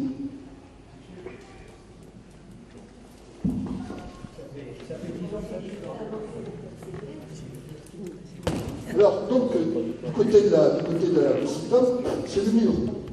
Alors, quand la justice est sourde et quand les décideurs sont sourds, à votre avis, qu'est-ce qu'il nous reste à faire? La révolution. Les barricades. Lausanne. Alors moi, si vous êtes prêt à m'adresser les barricades, je suis prêt à monter dessus. Au premier rang. Mais si je suis seul... On a quand même aidé. Je voulais quelques questions supplémentaires par rapport à l'usine et au fonctionnement. Après, enfin, je ne sais pas du tout de ce côté-là, c'est une usine privée. Quelle est l'entreprise? Laquelle? L'usine de la Valasse, qui est en cours de construction. Donc, quels sont les intérêts là qui sont mis en jeu donc. Et on n'a pas parlé. J'ai une autre question sur les déchets. De quel territoire ces déchets doivent-ils venir pour approvisionner l'usine? Donc, puisque le cycle, une usine est rentabilisée à partir du moment où elle produit le plus de choses, et donc en l'occurrence où elle reçoit le plus de déchets. Je réponds d'abord à la seconde question. Bon. D'où viennent les déchets? Alors, sachez qu'il existe un plan départemental de gestion des déchets. Ce plan départemental est obligatoire pour tous ceux qui gèrent des déchets, aussi bien les privés que les publics. Bien. Ce plan départemental, la première fois qu'il a été publié, divisait le département de l'Hérault en 3 zones étanches. Est, ouest et centre. Et dans chacune des 3 zones, les déchets devaient être traités en interne, sans exportation et sans importation. D'accord? Chaque zone devait traiter elle-même intégralement ses propres déchets. Lors de la première révision du plan départemental, les 3 zones ont été ramenées à 2. Et lors de la dernière révision du plan départemental, l'an dernier, les 2 zones ont été ramenées dans la pratique à une seule. Une zone départementale. En théorie, 2 zones subsistent, mais elles ne sont plus étanches. Et donc les déchets pourront passer de l'une à l'autre. Autrement dit, dans la pratique, ce sera la zone départementale. Et par conséquent, Agnès, les déchets traités à Coppole de la Valasse pourront venir de tout le département, voire de l'extérieur du département. Parce que les échanges entre départements, ça existe. Voilà. Et une entreprise privée, puisque c'est quand même principalement le cas, pas uniquement, mais principalement le cas de la Valasse, elle cherche à gagner de l'argent. Donc avec le plus de clients possible. Voilà, première question. Deuxième question, est-ce que c'est une usine à Valasse, est-ce que c'est une entreprise privée ou publique? Au départ, c'est purement privé. Au départ, c'est une petite entreprise, Villers Service, qui a élaboré, proposé et cherché à imposer donc le projet des Coppole de la Valasse. Et puis, progressivement, cette entreprise s'est adjoint des partenaires privés, pour une part, des banquiers, et aussi d'autres industriels. Mais ce qui est plus grave, c'est que dans la dernière période, parmi les partenaires, sont venus s'ajouter 2 partenaires nouveaux publics, le Conseil général et le SICTOM de Pézenas. Alors peut-être que M. le maire veut donner davantage de précisions sur ce point. Est-ce que j'ai répondu à la question? Voilà. Donc, vous voyez que le ralliement du SICTOM au projet des Coppole de la Valasse, ce n'est pas un ralliement seulement intellectuel. Désormais, ils sont partie prenante, partenaires de l'opération. Or, j'attire votre attention sur quelque chose qui n'a pas été souligné encore aujourd'hui. Le projet des Coppole de la Valasse aurait pu faire une seule entreprise. Or, il a été scindé par ses promoteurs en 2 entreprises distinctes. Pourquoi, à votre avis? D'un côté, une entreprise, en principe indépendante de l'autre, s'occupera uniquement de la méthanisation, et l'autre s'occupera essentiellement de la décharge. Donc 2 entreprises distinctes, mais le même propriétaire. Donc ce sont des frères siamois, mais juridiquement indépendants l'un de l'autre. Pourquoi, à votre avis? Moi, j'en vois une qui me paraît crever les yeux. C'est que la décharge, ça c'est rentable. Ça a de l'avenir. Ça ne pose pas de problème. Les décharges, tant que nos déchets ne seront pas tous recyclables, ne seront pas tous compostables, les décharges, il en faudra. Et on est sûr que la décharge a de l'avenir. En revanche, la méthanisation, oula, ça c'est l'équilibre ici. Ça, c'est pas sûr que ça marche. Comme par hasard, les porteurs du projet des Coppole de la Valasse voulaient refiler ça aux collectivités territoriales. Bon, parce qu'ils savent bien que ça, c'est très problématique. Vous savez que ça, c'est un défi au bon sens. Voilà. Vous voyez, les indices qui montrent que même les porteurs du projet de méthanisation n'y croient pas eux-mêmes.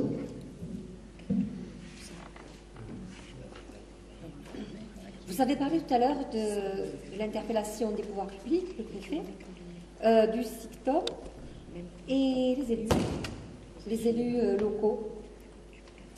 Alors, Mont-Blanc, Messan, Bias. Les élus locaux, ils ont délégué. Portirane, les élus locaux, donc les mairies.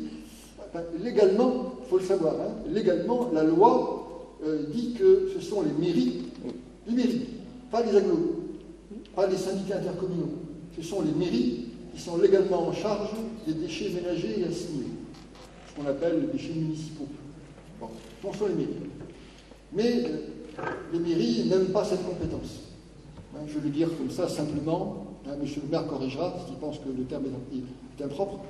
Les mairies n'aiment pas la compétence déchets, ils pensent que c'est ingrat, que c'est pas intéressant, que c'est pas politique, bref, toutes sortes de raisons. Les mairies délèguent cette compétence à quelqu'un d'autre, soit à une agglo, soit à un syndicat intercommunal, etc. Bon. SICTOM, ça veut dire syndicat intercommunal de collecte et de traitement des ordures ménagères. Bon. Aujourd'hui, dans le département, il n'y a pratiquement plus de mairies qui soient autonomes, indépendantes en matière de collecte et de traitement des déchets. Partout, et de plus en plus, on délègue. Et donc, plus on délègue, et plus on se déresponsabilise, et moins on contrôle les décisions qui sont prises. Allez, je vais vous faire une confidence. Une confidence, mais vous pouvez la répéter. Hein. J'ai jamais été élu, moi. Jamais. Je ne le serai jamais. Je n'ai pas vocation à faire ça. Moi, je suis un associatif. Purement associatif. Je mourrai associatif. Mais, en tant qu'associatif, j'ai été pendant longtemps et souvent associé à des décisions, notamment en matière de déchets, dans des commissions, dans des groupes de travail, et notamment dans la commission consultative que, par exemple, le Conseil général a été obligé légalement de mettre en place quand il a voulu réviser le plan départemental. En effet, ceux qui sont en charge du plan départemental doivent s'appuyer sur une commission consultative, ils ne le décident pas, mais on la consulte. Commission consultative qui prépare la décision des élus. Désormais, c'est le Conseil général qui est en charge du plan départemental.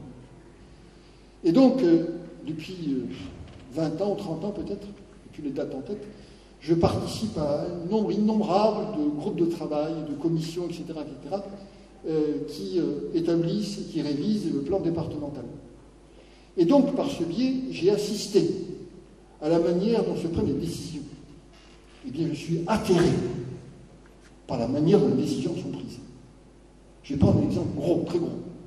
Le plan départemental de gestion des déchets, qui conditionne tout ce qui se fait dans le département. Donc, c'est un document important. Il est obligatoire. Donc, c'est un document important. Bon. Eh bien, le jour où il a été voté par les 49 conseillers généraux du département, il y en avait 49 à ce moment-là, maintenant il y en a un peu plus. L'an dernier, quand il a été voté, je pèse ce que je dis.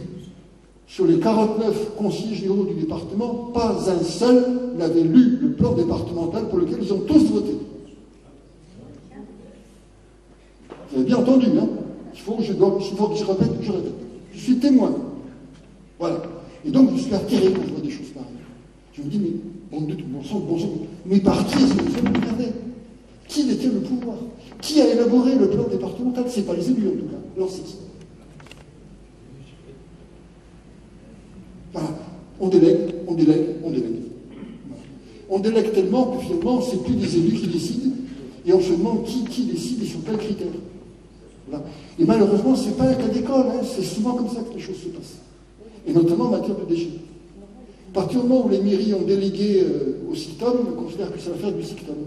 Et donc, on ne s'occupe pas trop de ce que le SICTOM fait. Et on a tendance, souvent, lors des délibérations, à voter comme le demande le chef de file politique, lequel n'a pas lu non plus les documents listés. Ça, je peux vous le dire. Il faut quand même ajouter que le document en question, il faisait plus de 600 pages. Donc personne n'a envie de le lire. En plus, on n'est pas sûr qu'il ait été diffusé. Et moi, j'ai l'exemple du syndicat Anthropique et Étang qui s'occupe de l'incinérateur et qui a été convié à donner son avis sur ce plan. Alors, on a un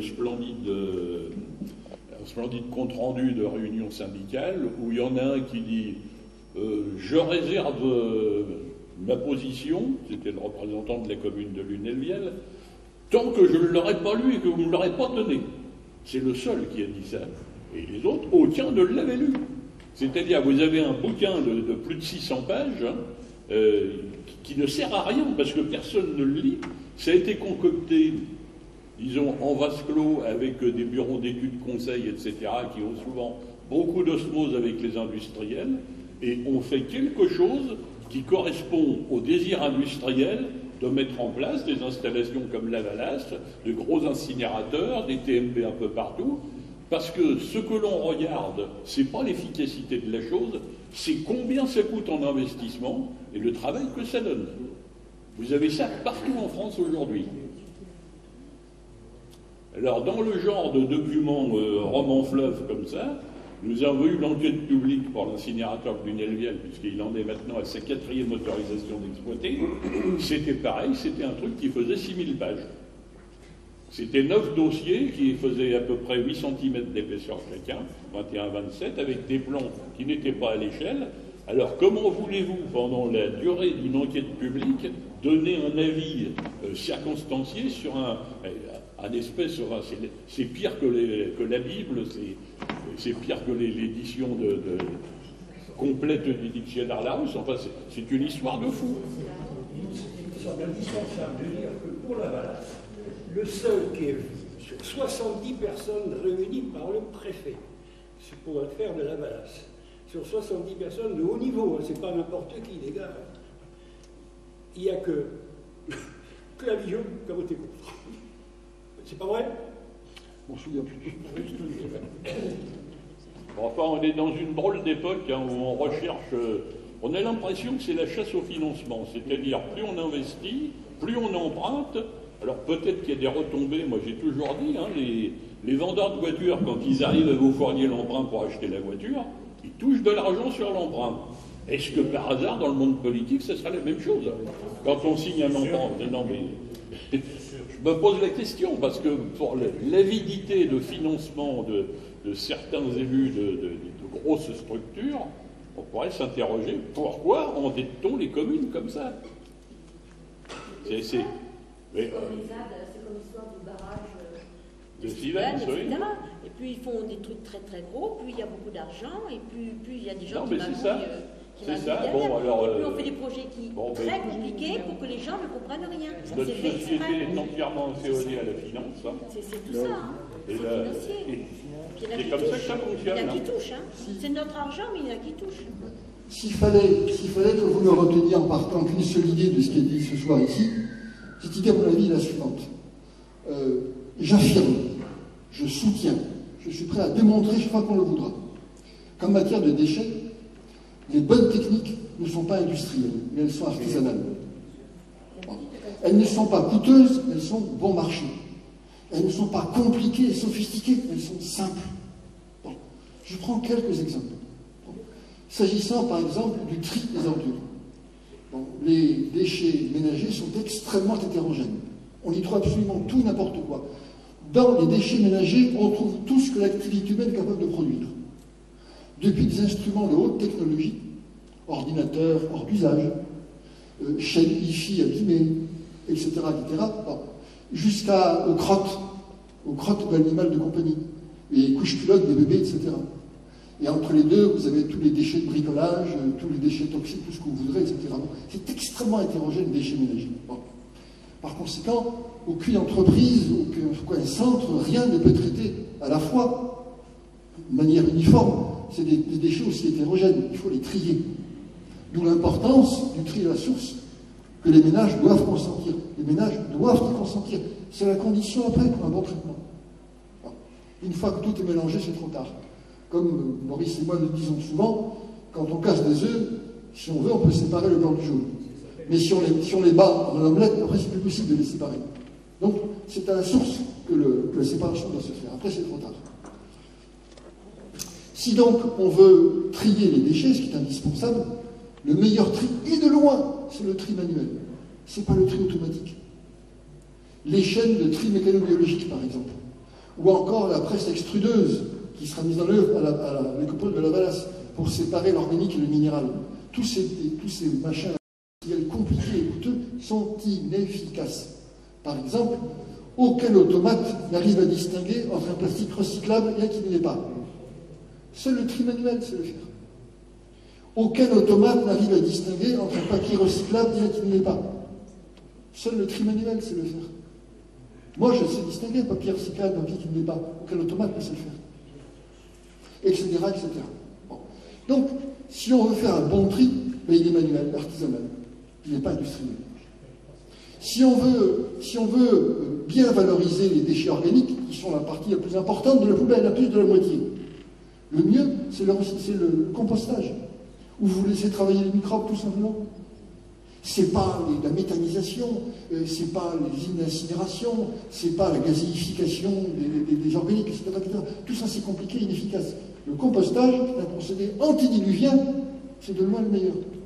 Aucun impact sur l'environnement et vous obtenez un excellent produit qui va engraisser vos récoltes. Oui. C'est un procédé, ce sont des procédés simples, mais ce sont des procédés aussi locaux, je parlais. Merci. Je parlais tout à l'heure d'où allaient venir les déchets. Tu répondais sur l'ensemble des départements, voire plus loin.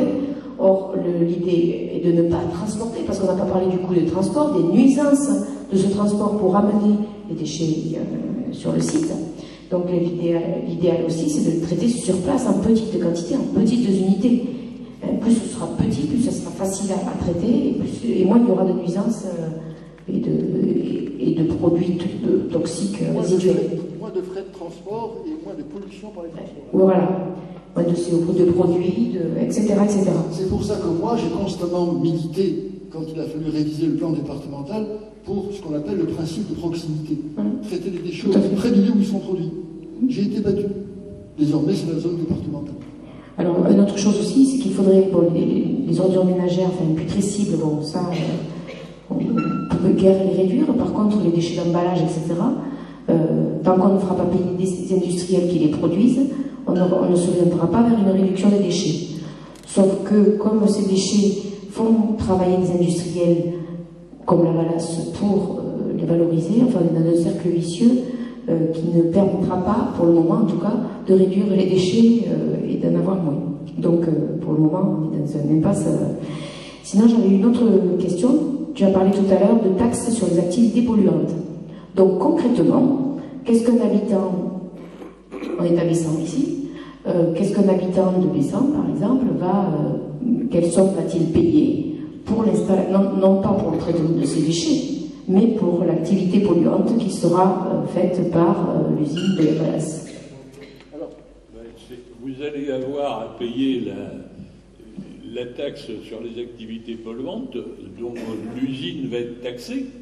Alors il faut savoir quand même que, par exemple, un incinérateur qui ne fait pas ce qu'on appelle la performance énergétique légale, il doit être taxé pour les activités polluantes, mais depuis, on a inventé des artifices d'application de la législation qui font que finalement, l'incinérateur de Lunel-Viel, par exemple, qui devrait payer une taxe sur les activités polluantes, ne la paye pas. Parce que le code des douanes, ce sont les douanes qui sont chargées de récupérer la taxe sur la pollution, et ils ont admis, par exemple, que l'autoconsommation de l'usine était une valorisation, et alors en plus, ils ont admis des autoconsommations de l'usine qui n'en sont pas réellement, ce sont des recyclages internes. Et il suffit de dire qu'on réchauffe l'eau alimentaire des chaudières. Bon, l'eau réchauffée, elle rentre dans les chaudières, on n'a pas besoin de la chauffer une deuxième fois. L'air de combustion, pareil. On a affaire à des fous. Et alors quand je dénonce ça, quand je représente mon association à la CSS, à la commission de suivi de site, pour l'incinérateur, alors j'ai mis les pieds dans le plat et on m'a dit, mais monsieur, attendez, c'est la réglementation. Hein, on ne fait qu'appliquer là. Mais je dis la réglementation au-dessous du monde, quoi. C'est pas possible d'être aussi bête. Hein, ça fait des années que je m'occupe de thermique aussi, et je peux vous dire que jamais on a accepté de considérer que l'énergie qui tourne en rond dans une centrale, elle est consommée, c'est pas vrai. Elle est déplacée simplement, pour des raisons techniques. Et vous avez ça aussi, vous aurez ça sur toutes les installations qui pourraient être frappées de la TGAP, il va y avoir des artifices pour ne pas payer. C'est le principe. J'appelle ça de la fraude fiscale organisée. C'est lamentable. Hein, voilà. Alors, pour continuer à répondre à la question posée par deux dames... Et que je continue à me poser. Oui. Qu'est-ce qu'on va faire? Moi, je représente ici le collectif interassociatif déchets de l'Hérault, bon, qui regroupe une vingtaine d'associations travaillant toutes sur les déchets, hein, à titre généraliste ou à titre spécialisé. Bon. Donc, nous nous rencontrons à peu près une fois par mois, bon, pour échanger et parfois mettre sur pied des actions. Et nous pouvons aider les associations locales, mais nous ne pouvons pas nous substituer à elles. Donc, si à Bessan, si à Mont-Blanc, etc., la population veut infléchir la politique de gestion des déchets, eh bien, il faut qu'elle s'organise en association. Et alors, nous, on pourra l'aider. Mais on ne pourra pas faire ça à leur place. Vous voyez ce que je veux dire? On peut donner des conseils, on peut donner un coup de main, etc. On peut participer. Bon. On peut conseiller, orienter l'action, mais il faut quand même que l'action parte des communes considérées. Voilà. Or, à Bessan, Mont-Blanc, etc., dans le passé, il y a eu des rassemblements, il y a eu des mobilisations extraordinaires, hein, très importantes, très puissantes, etc. Bon, je m'en souviens, j'y ai participé. Voilà. Depuis, il semblerait que la mayonnaise soit retombée et qu'on se soit découragé, etc. Ah, il n'est jamais trop tard pour bien faire. Hein. Hein, si vous voulez défendre à la fois votre portefeuille et votre environnement, ben, vous voyez ce qu'il vous reste à faire. Hein, il faut vous organiser et vous aurez l'aide active du collectif déchets de l'Hérault. Mais il faudra quand même qu'il y ait quand même pas mal de monde aussi. Oui. Parce que s'il n'y a que quelques personnes, ça n'ira pas loin. Il faut savoir mobiliser. Si vous ne savez pas mobiliser, ce n'est pas la peine. Toutes les mobilisations commencent par quelques personnes qui entraînent les autres. Hein. C'est l'effet boule de neige. Donc, il ne faut pas se décourager quand on n'est pas nombreux au départ. Moi, je ne me décourage jamais. Mais donc, il faut effectivement lever le bouclier. Voilà. Ce qui est un petit peu désolant quand même, c'est que, à la limite, en tant qu'individu, on ne s'intéresse peut-être pas assez ou on ne s'informe pas assez. Et à la limite, il y a eu des élections départementales récemment. Donc on a de quoi interpeller les conseillers départementaux. On a de quoi interpeller, bien sûr, vous avez dit qu'ils sont partenaires, le conseil départemental et le SIGFOM, pardon. C'est que j'ai fait une petite scénette en théâtre qui abordait ce sujet, puis voilà, ça fait un lapsus là. Et je pense que ce qui a de très important, c'est quand même que Bessan résiste. Et on a la chance d'avoir le maire qui est suppléant du conseiller départemental, donc à qui aussi, on peut aussi s'adresser et peut-être d'être plus efficace si on a l'écoute du conseil départemental avant d'avoir l'écoute des gens qui sont des particuliers et qui sont des propriétaires du site. Voilà. Ah, monsieur le maire. Le micro.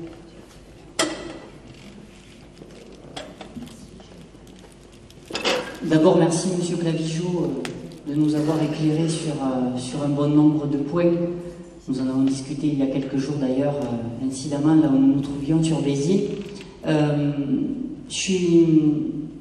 le monde connaît ma position hein, sur le sujet, vous l'avez rappelé.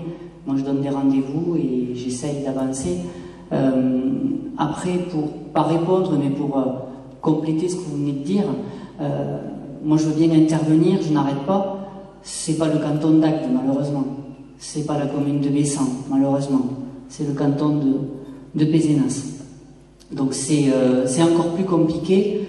Dernièrement, et quand je dis je crois que je peux associer l'ensemble du conseil municipal, toutes tendances confondues, on agit. J'ai par exemple refusé le branchement électrique du site par des terrains communaux. Et je sais que d'autres Bessanais qui sont dans la salle l'ont fait. On utilise tous les moyens pour agir, on le fait au quotidien.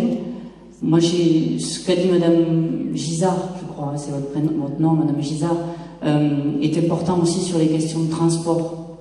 Et aujourd'hui, le site étant quasiment ouvert, c'est des préoccupations sur lesquelles je travaille beaucoup pour justement, avec le conseil départemental, mais là à des sphères au-delà de nos petits cantons, d'essayer de travailler.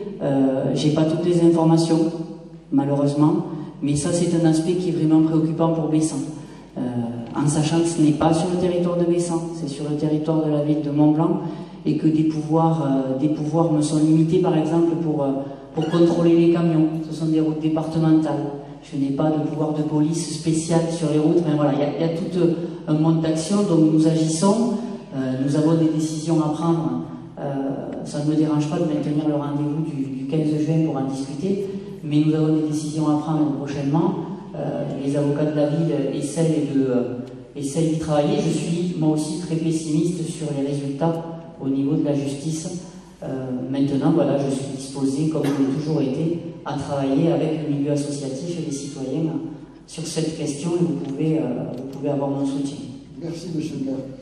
J'ajoute que l'action en justice est d'autant plus décevante que même lorsqu'on remporte une victoire devant un tribunal, même dans ce cas, très souvent, le préfet annule en réalité la décision au nom de l'intérêt général. À côté de moi, Maurice Sarrazin, qui habite la région de Lunel, et qui se bat avec acharnement et avec beaucoup d'efficacité contre l'incinérateur de Lunel, peut vous en parler savamment. Il a obtenu avec son association, par exemple, l'annulation, par exemple, du permis de construire de l'incinérateur. Eh bien, normalement, après un tel jugement, ben, on aurait pu le fermer puisqu'il n'était pas autorisé à être construit seulement. Donc encore moins à fonctionner. Eh bien, le préfet a pris un arrêté autorisant la poursuite de l'activité au nom de l'intérêt général. Oui, oui. Donc, la salubrité publique aussi. Que vaut la justice dans ces conditions? Non, le préfet a des pouvoirs qui sont, disons, très importants, et notamment, quand on a fait tomber la dernière autorisation d'exploiter, c'était en 2007, 4 jours après que le tribunal ait prononcé l'annulation de l'autorisation d'exploiter l'incinérateur, le préfet a sorti un arrêté provisoire pour continuer l'exploitation, et cet arrêté provisoire, il a duré 5 ans. Il aura fallu 5 ans pour se mettre aux normes et refaire une nouvelle enquête publique, et c'est là où je dis un dossier d'enquête publique qui était pire qu'un roman fleuve, et malgré l'efficacité de nos travaux, tout ça, le préfet a délivré une nouvelle autorisation. On est à nouveau devant le tribunal administratif déjà depuis presque 3 ans maintenant, et on va vers la même échéance, c'est-à-dire si on gagne, ils vont reprendre un arrêté provisoire, et la fin de la délégation de service, c'est en 2019. Bon, ben en 2019, s'ils ferment la boutique, ils auront bien rentabilisé leur affaire, puisqu'elle aura duré 20 ans. Alors, c'est comme ça. Si vous voulez, bon, il y a un poids des industriels, bon, puis on a tous les politiques contre nous. Hein, Demande de parole, au fond. En conclusion, c'est juste une histoire de ressources. On va faire des réunions, discuter, ça ne changera rien. Là, on fait la révolution. Sur ce point, je ne peux qu'être d'accord avec vous. Pendant longtemps, parce que j'ai été jeune naïf, avant d'être expérimenté, pendant longtemps, j'ai cru que les méthodes en matière de déchets, les méthodes artisanales, étant à tous égards les meilleures, finiraient par triompher. Et puis je me suis aperçu que les qualités de ces méthodes sont au contraire leur principal défaut. Je m'explique. Le compostage, ça ne coûte rien, tellement c'est bon marché. Bon, ça doit être un argument en faveur du compostage. Puisque c'est très bon marché, on devrait l'adopter partout. Eh oui, mais si c'est très bon marché, personne ne peut s'enrichir grâce au compostage. Eh ouais, c'est aussi simple que ça. Bon. D'autre part, le compostage, c'est antidiluvien. Ça fait des centaines d'années que les paysans, par exemple, sortent le fumier de leur étable et l'entassent dans la cour de la ferme, le tas de fumier. Qu'est-ce que c'est que le tas de fumier? C'est du compost. C'est du compost. Hein. La paille et les excréments fermentent progressivement exposés à l'air et finissent par devenir de l'engrais, l'excellent engrais qu'on va pouvoir répandre sur les sillons. Donc c'est vieux et c'est tellement simple. Donc ce n'est pas prestigieux. C'est excellent pour le contribuable, c'est excellent pour l'environnement, mais malheureusement, ces arguments-là sont nuls auprès des décideurs. Personne ne va s'enrichir avec. Et puis c'est pas high-tech. Alors qu'au contraire, lorsque par exemple à Montpellier, les élus ont décidé de créer un Métiste, nous serons à la tête d'une usine la plus moderne de France. 105 millions d'euros, fichtre. Ça en jette. Et voilà, c'est ces arguments-là qui l'emportent. Là, moi, je suis atterré. Oui, ça fait peur. Hein. Voilà, il n'y a plus de questions. Bon, il y en a encore, mais on ne peut pas les poser. N'hésitez pas. Est-ce que je peux demander, moi qui trie, je mets dans la poubelle des produits qui sont secs, tout simplement, hein.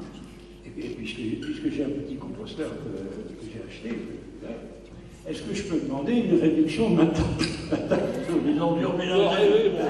Ah oui. Ouais. Vous avez un problème de pognon. Je vous fais un second. Nous, on est 2 fois plus nombreux dans la famille que les voisins et on sort la poubelle 3 fois moins. Je vais vous faire une deuxième confidence. Oui, allez-y. Il est vrai que je vis seul. Je vis seul. Donc, je n'ai pas de femme, de compagne, d'enfant avec qui il me faudrait négocier mon mode de vie. Hein, je fais ce que je veux. Bon. Mais faisant ce que je veux, j'ai quand même réussi ce que souvent on considère comme un exploit. Vous savez combien de fois par an je sors ma poubelle, moi? Même pas 2 fois par an. Même pas 2 fois par an. Il y a maintenant presque 1 an que je n'ai pas sorti ma poubelle. C'est vous dire qu'on peut réduire énormément la quantité de déchets qu'on produit. Alors, s'il fallait que je paye mes taxes en fonction de la quantité de déchets produits, je ne paierais pas grand-chose. Hein. Voilà. Mais voilà, c'est vrai qu'une manière d'inciter les gens à se montrer économes en matière de déchets, c'est effectivement ce qu'on appelle la redevance incitative, qui proportionne ce qu'on paye à ce qui est produit comme déchet, à la fois en quantité et en qualité. Alors ça, la loi l'exige, mais ça met beaucoup de temps à se mettre en place. Alors, comment est-ce que je fais pour produire ces peu de déchets? Par exemple, quand je vais faire mes courses, je n'accepte jamais de sac en plastique. J'apporte avec moi mon panier en osier, mon sac en coton, mon filet en coton. Je n'accepte jamais de sac en matière plastique. Un exemple. Quand j'achète, par exemple, un yaourt, au lieu de prendre des yaourts dans un emballage en matière plastique qui finira à la décharge, je prends l'emballage en verre qui sera recyclé, et recyclé indéfiniment, etc., etc. Donc, vous voyez, je veille à ne pas produire de déchets. Et j'y parviens, puisque dans ma poubelle, il y a pratiquement uniquement des balayures. Alors, les balayures, on peut les emplacer, hein, ça ne produit pas. J'ai une bande de gamins maintenant qui des couches culottes et on voit mal comment on le mettrait dans d'autres. C'est pas votre cas. D'autre part, je n'ai pas de jardin, j'habite en ville, et par conséquent, ce n'est pas de mon jardin que je composte mes déchets organiques. Hein. C'est dans des pots de fleurs. Des pots de fleurs vides, où j'entasse jour après jour mes épluchures de patates, mes épluchures de pommes, mes différents déchets de cuisine et de repas. Donc c'est là. Et sans que je aie à me mêler de quoi que ce soit, les microbes se chargent de transformer mes déchets en un excellent compost où il n'y a absolument aucun indésirable. Pas un bout de plastique, pas un morceau de verre, rien. Et ensuite, pas de pile électrique. Et ensuite, ce compost que je fabrique chez moi, il me sert à engraisser mes plantes. Parce que j'ai quand même un petit espace chez moi où j'ai quelques pots de fleurs, quelques arbustes, etc. Voilà. Tout le monde peut le faire, ça. Hein. Tout le monde peut le faire. Si tout le monde le faisait, on aurait résolu la question des fermenticides, plus de la moitié de la poubelle ménagère. Vous vous rendez compte? Et on aurait ruiné l'industrie du déchet. Hein. Ça n'empêchera pas de dormir.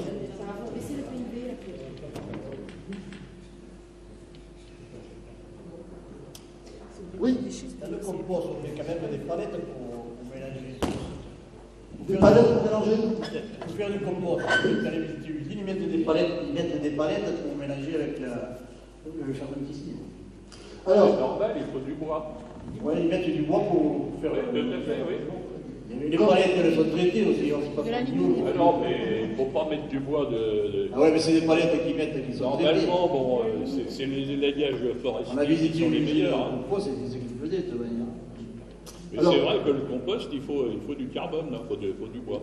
Monsieur fait allusion au fait que dans certains tas de compost, lorsque le compost est trop tassé, trop ramassé, que donc l'air ne circule plus, bon, on y introduit ce qu'on appelle du structurant. En général, ce sont des rafles de raisin, ce sont des morceaux de bois, etc., qui maintiennent des ouvertures à l'intérieur de la masse en fermentation et permettent à l'air de circuler. Retenez le terme, on appelle ça du structurant. Par exemple, pour les copoles de la Valasse, rappelez-vous, l'unité de traitement des encombrants, il y a beaucoup de meubles, va détruire les meubles, va les transformer en petits morceaux de bois, et ces petits morceaux de bois vont être intégrés au digestat qui va sortir de l'usine de méthanisation pour faire du compost. Donc on va mélanger donc ces petits morceaux de bois, ces granulés de bois avec le compost. Bon. Pour que l'air circule et qu'il soit donc du compost et pas une nouvelle méthanisation. Voilà. Voilà. Donc quand vous faites du compost chez vous, les rares choses auxquelles il faille veiller, c'est notamment éviter que ça se tasse trop. Notamment quand c'est trop humide, ça se tasse, l'air ne circule plus. Et alors, au lieu de compostage, vous avez de la méthanisation. Oui. Avec l'hébergement d'un très mauvais odeur. Biogaz très malodorant. Donc il faut aérer. Aérer et maintenir un peu d'humidité parce que les microbes ne s'attaquent pas aux aliments trop secs. Si on veut qu'un aliment se garde, on peut le dessécher, le déshydrater. Les fruits secs, les légumes secs, ça se garde indéfiniment. Voilà, maintenir de l'oxygène dans les masses qui se compostent, de l'oxygène et un peu d'humidité, c'est tout. Aussi simple que ça. Autre question, intervention, etc. J'espère, mesdames, puisque vous avez été deux à en parler, que vous serez parmi les associatifs qui vont se lever dans les communes de Bessan, Mont-Blanc, etc. Je vois surtout qu'on n'est pas très nombreux, parce que là, vous avez parlé à des convaincus quand même. Oui.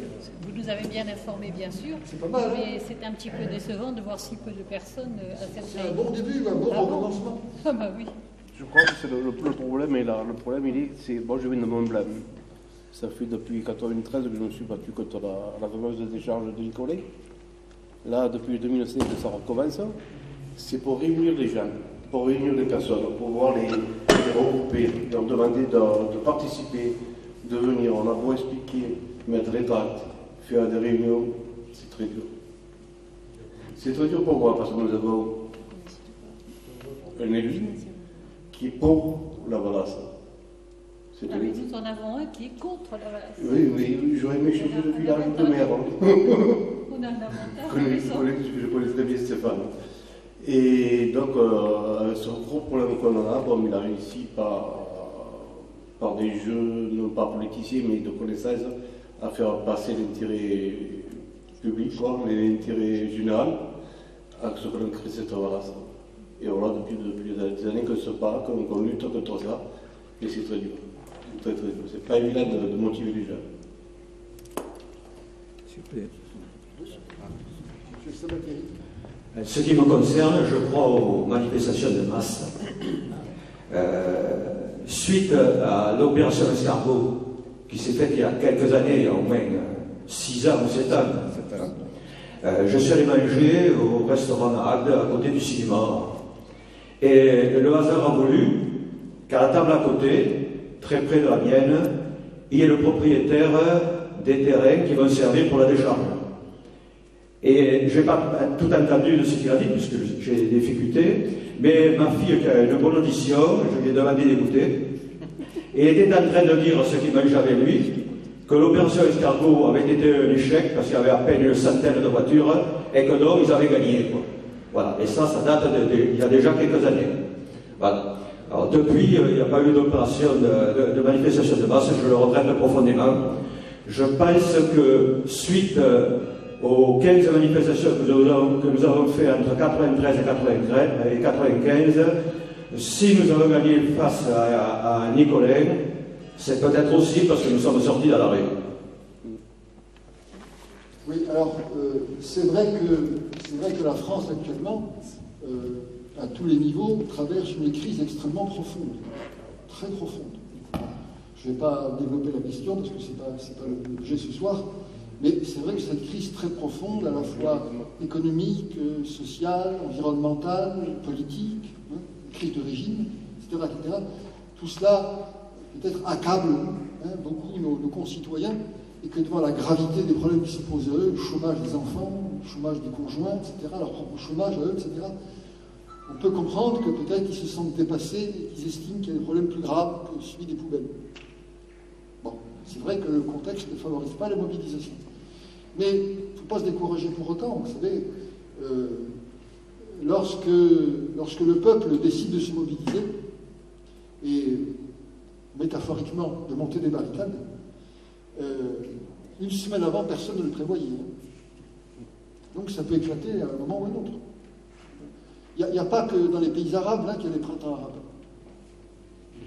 Il peut y en avoir partout. Bon. Et dans ce pays, ça bouillonne.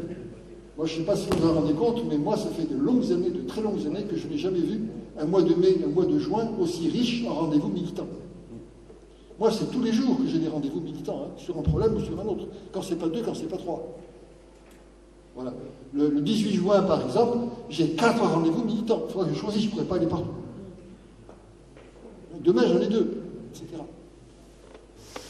Excusez-moi, monsieur, depuis tout à l'heure, votre rendez-vous avec le juriste de Haut-Vol me trotte dans la tête, puisqu'il s'était agi apparemment d'un rendez-vous avec monsieur Pépin Bonnet, maire de la commune. Et donc, nous autres élus de l'opposition sommes tout à fait avec lui pour ce combat, on est tous ensemble. Alors, moi, ce rendez-vous manqué par peut-être un problème géographique ou de calendrier, j'ai un peu dépassé l'âge de toute la génération Internet et compagnie, mais maintenant qu'on peut se parler par écran, peut-être serait-il possible de maintenir un rendez-vous, mais par Skype ou via les réseaux numériques, de façon à pouvoir justement maintenir ce rendez-vous qui me semble important pour déposer un recours à la Cour d'État, le délai jusqu'au 24 juin. Donc même si le rendez-vous était le 15, peut-être ces 9 jours vont-ils compter pour notre commune. Ce que je peux faire peut-être, c'est mettre en relation directe monsieur le maire et le juriste dont je vous ai parlé, que certains connaissent peut-être, il s'appelle Tapité-Roi, il s'appelle François Marc-Antoine. C'est un ancien juge du tribunal administratif. Bon, donc du métier, les juges. Donc je peux peut-être essayer de mettre en relation directe M. Marc-Antoine et voilà, M. Pépin Bonnet, et ils chercheront ensemble un moment qui convienne. Et dans ce cas, moi je ferai un effort, par exemple, pour y participer. Voilà. Mais encore une fois, ne comptons pas trop sur la justice. Non, sans y compter, même je pense que voilà. la cause en revient, c'est-à-dire qu'il faut aller donc, jusqu'au songez que la direction du SICTOM n'est pas insensible aux pressions des citoyens. Donc il faut savoir s'adresser à la direction du SICTOM. Bon. Sous forme de manifestations, de courriers, de pétitions, etc. Bon. Donc c'est à vous d'engager. Encore une fois, nous, on vous aidera au plan technique, etc. Tout devrait vous soutenir. La preuve, c'est qu'on est là aujourd'hui, sans que vous nous l'ayez demandé. Bon. A fortiori, si nous le demandez, on sera là. Donc on est prêt à vous soutenir, mais je répète, on ne pourra pas se substituer à vous. D'autant plus que, face au symptôme, on s'adresse à un mur. Donc ce mur, c'est à vous de me lézarder, avec notre aide. En ce moment, il y a un certain nombre de gens qui sont désignés, dont moi, je ne sais pas pourquoi, pour s'occuper de ce problème. J'ai des documents là, du symptôme de Pézenas qui désignent les gens qui sont responsables et qui seront consultés pour tous ces problèmes. Moi, je ne les connais pas tous, moi j'y suis, mais je ne sais pas pourquoi j'y suis d'ailleurs, mais ils ne m'ont pas encore convoqué. Alors, je ne sais pas ce qui va se passer. Ferrari, tiens. Je vais quand même aller voir mon ami Alain Robert-Singer. J'ai peur qu'il ne me reçoive pas beaucoup. Bon. S'il n'y a pas d'autres interventions, alors je répète, il y a les documents qui vous attendent. L'analyse chimique du biogaz, pour que vous sachiez de quoi il est fait, et puis quelle alternative à l'écopole de la Valasse, hein, écrit en caractère très abrégé, très télégraphique. En fait, je ne fais pas trop le